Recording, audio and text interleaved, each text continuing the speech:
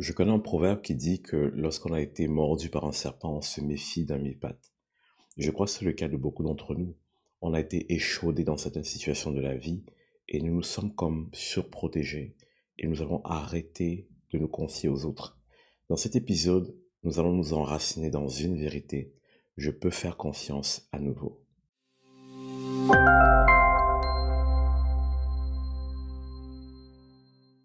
Le problème avec la méfiance, c'est que la méfiance peut vite devenir une seconde nature. Et certains d'entre nous ne nous rendons pas compte que cela peut même affecter notre relation avec Dieu. À chaque fois que nous sommes face à quelque chose, nous pouvons nous dire, est-ce que c'est réellement ce que j'ai devant moi? Est-ce que c'est la vérité? Nous pouvons être suspicieux dès que quelqu'un essaie de s'approcher de nous et de nous aimer.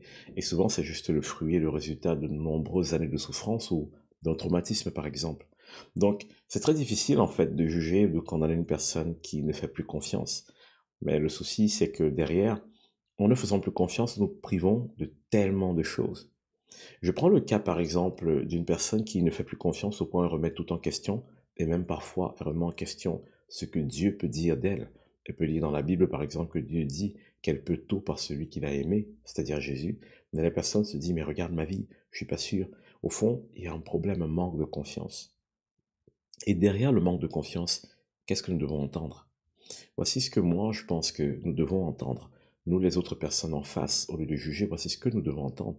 La personne, en réalité, lorsqu'elle manque de confiance, ce qu'elle est en train de dire, c'est est-ce que je suis digne de confiance moi-même?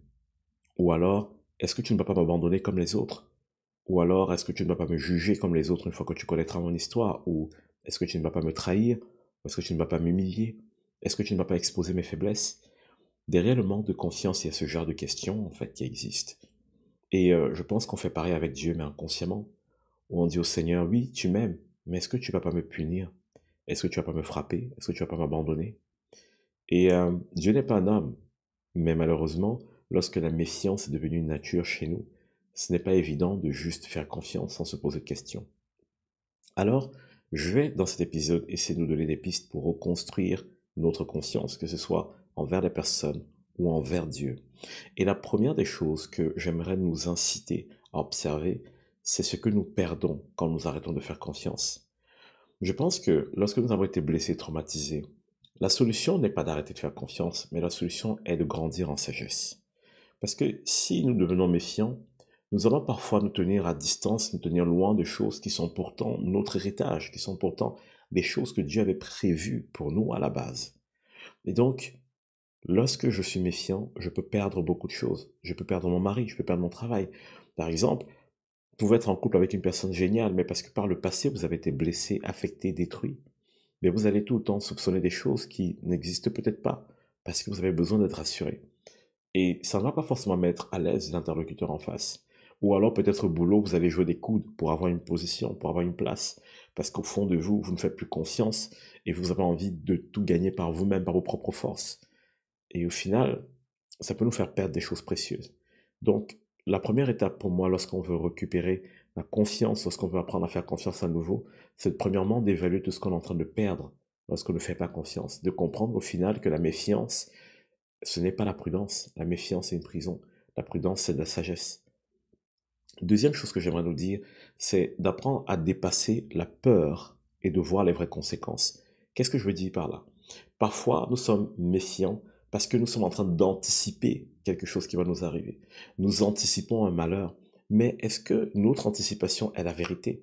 Parce que parfois, si nous nous asseyons en toute logique et que nous regardons les vraies conséquences aux problèmes qui arrivent, ou alors les vraies conséquences à un attachement à telle personne ou à telle chose, ben on verra en réalité que ces conséquences sont peut-être même moindres. Généralement, on va surévaluer les choses, on va exagérer et on va se laisser submerger par tout le flot d'émotions qui arrivent. Donc c'est intéressant de souvent s'asseoir et de se poser les bonnes questions et d'évaluer convenablement les choses pour ne pas se retrouver submergé par son imagination. Beaucoup de gens, au lieu d'aller chercher la vérité, s'assoient dans leur coin et s'imaginent tout un tas de choses. Ça n'aide pas. C'est tellement important de se dire plutôt quelles sont les vraies conséquences. Au lieu d'avoir peur de cette chose, autant mieux que j'aille et que j'apprenne à connaître ce que c'est, que j'apprenne à comprendre, ainsi de suite.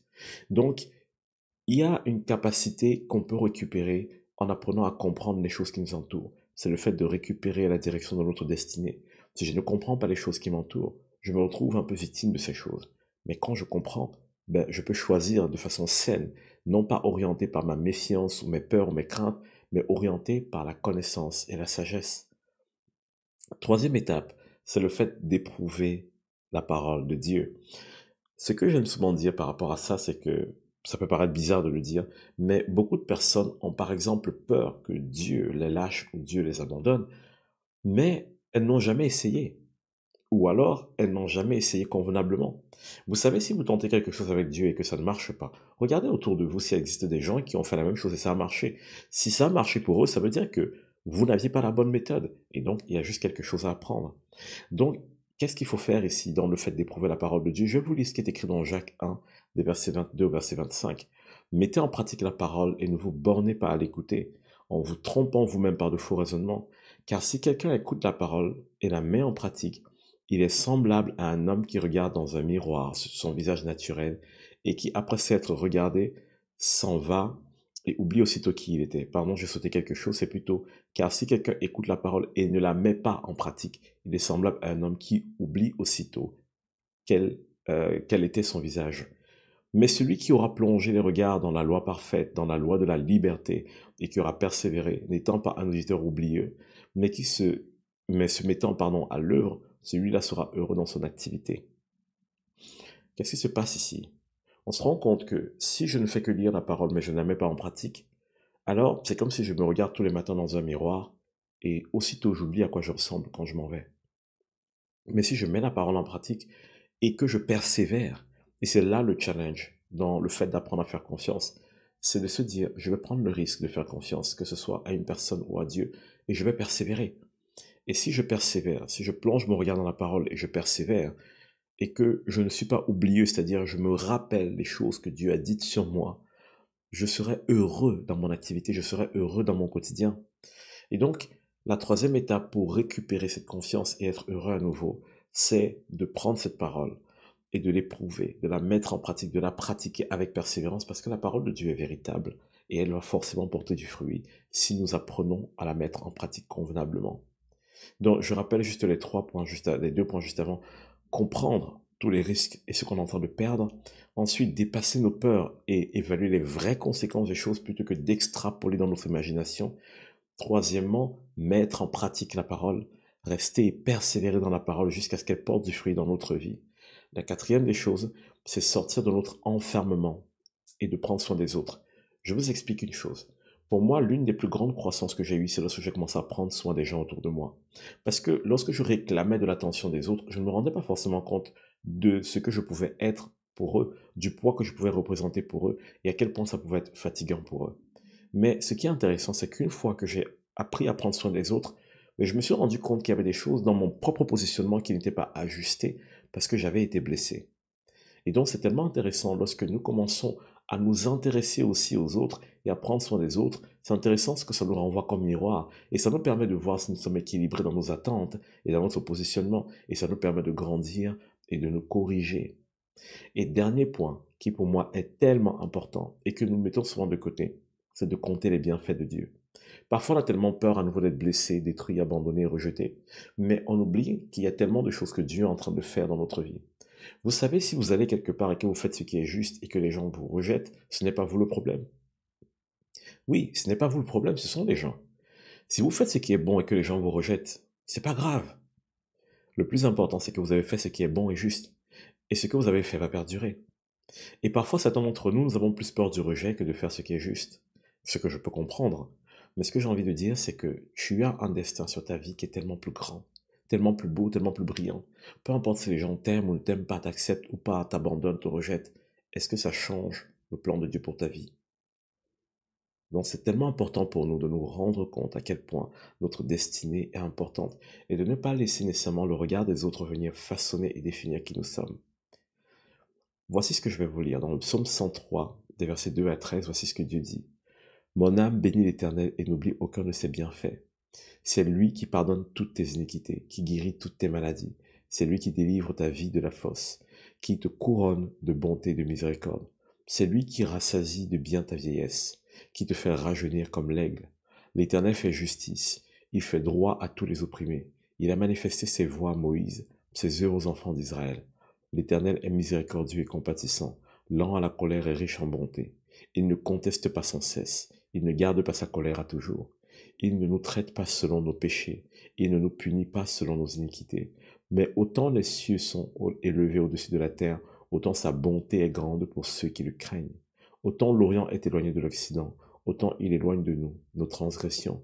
Comme un père a compassion de ses enfants, l'Éternel a compassion de ceux qui le craignent. L'Éternel a compassion de toi. Et même si c'est difficile ce que tu entends aujourd'hui, de faire confiance à nouveau, même si c'est difficile de reprendre cette activité que tu as abandonnée, de reparler à cette personne que tu as mis de côté, ou alors de laisser quelqu'un entrer dans ta vie, dis-toi que si tu acceptes le chemin de guérison, tu vas pouvoir avoir accès à tellement de promesses et de bénédictions de Dieu. Alors ne laisse pas ce que les autres t'ont fait définir ton avenir et choisis aujourd'hui de compter les bienfaits de Dieu. Parce que tu sais quoi? Ces bienfaits ne sont pas épuisés, ces bontés ne sont pas épuisées. Il en a encore tellement en réserve pour toi. Alors prends courage et souviens-toi de ces 5 choses. Comprendre tout ce que tu as à perdre quand tu laisses le manque de confiance ou la méfiance grigner dans ta vie.